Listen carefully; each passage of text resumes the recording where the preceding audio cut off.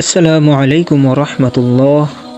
আল্লাহ তাআলা মানব জাতিকে সৃষ্টি করেছেন তার ইবাদতের জন্য, কিন্তু আল্লাহ পাক রব্বুল আলামিন মশা ও মাছি এ দুটিকে কেন সৃষ্টি করেছেন, এগুলোর কাজই বা কি, এ সম্পর্কে আজকে আলোচনা করব। ওমা তৌফিক ইল্লা বিল্লাহ।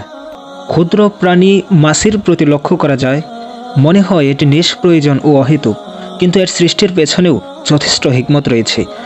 জন্মের সাথে সাথে মাছির দেহে পাখা গজায় এবং সে উড়ে গিয়ে খাদ্যের সন্ধান করতে পারে, আর কোনো বিপদ আপদ দেখলে দ্রুত উড়ে গিয়ে নিজেকে রক্ষা করে।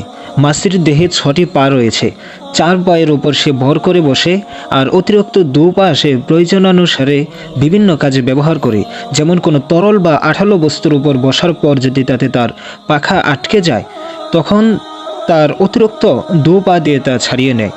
মাছের চোখ মানুষের শান্তি বিনষ্টকারী অন্যান্য পলকবিহীন কীট পতঙ্গের নেয়, আর তাদের চোখ মাথা থেকে কিছুটা বহির্মুখী।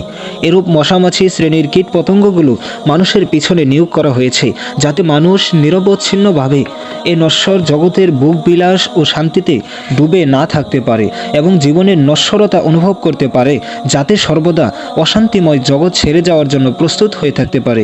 এসব নিকৃষ্ট ইতর কীট পতঙ্গগুলো বারবার তাড়ানোর পরও মানুষের গায়ে এসে বসে, যেন মানুষের শরীর একটা অনুভূতি ও চেতনাশূন্য প্রস্তরখণ্ড।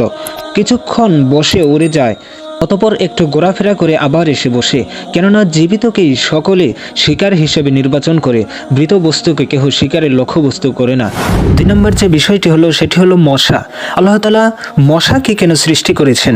এটি একেবারে অতি ক্ষুদ্র একটি প্রাণী। আল্লাহ তাআলা তাকে অত্যন্ত ক্ষুদ্র করে সৃষ্টি করেছেন।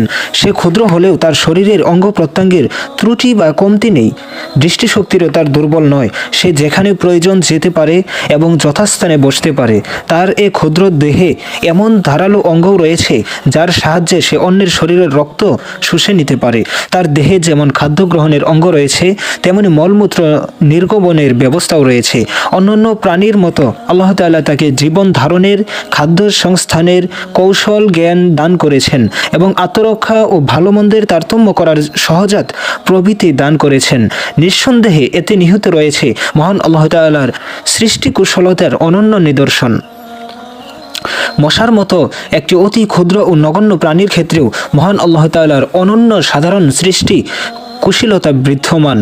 তার শরীরের অঙ্গ প্রত্যঙ্গের বিন্যাস, সামঞ্জস্যতা বিধান এবং তার সৃষ্টির রহস্য উদ্ভাবনের পিছনে আসমান জমিনের সকল ফেরেশতা ও মানুষ যদি তৎপর হয়, তাহলেও তাদের অদৃষ্টে ব্যর্থতা ছাড়া অন্য কিছুই মিলবে না। মহান আল্লাহ তাআলা মশার মধ্যে এমন এক সূক্ষ্ম ও আশ্চর্য অনুভূতি দান করেছেন, যার ফলে কোনো প্রাণীর চামড়ার নিচে গোস্তের মধ্যে রক্ত রয়েছে তা সে জানতে পায়। যদি তার এই জ্ঞান না থাকতো, তাহলে সে কখনো তার খাদ্য কোথায় আছে তা জানতে পারতো না এবং খাদ্য সংগ্রহও করতে অক্ষম থাকতো। তার আছে দুরন্ত সাহস এবং আশ্চর্যজনক সাবধানতা। সে তার বিশেষ বাঁশি বাজিয়ে তার আগমন বার্তা ঘোষণা করে রক্তপানের জন্য মানুষের শরীরে গিয়ে বসে। আবার নিজেকে রক্ষা করার ব্যাপারেও সে অত্যন্ত সতর্ক। সামান্য বিপদ উপলব্ধি করতে পারলেই উড়ে পালায়। যখন সে উড়ে পালায়, তখন তাকে ধরা সহজ সাধ্য নয়। লক্ষ্য করো, ক্ষুদ্র এই প্রাণী মশার মধ্যেই মহান আল্লাহ তাআলার এমন কৌশল ও রহস্য নিহিত রয়েছে, যা একমাত্র মহান আল্লাহ তাআলাই ভালো বলতে পারেন। মোট কথা, আল্লাহ তাআলা মশা ও মাছিকে দুনিয়াবি কোনো কাজের জন্য সৃষ্টি না করলেও তিনি এটি সৃষ্টি করেছেন মানুষের জন্যই। মানুষ যাতে এই দুটির অত্যাচারে বা এই দুটির জন্য যেন মানুষ বুঝতে পারে যে এই দুনিয়ায় শান্তির জায়গা নয়, শান্তির জায়গা পরকালে।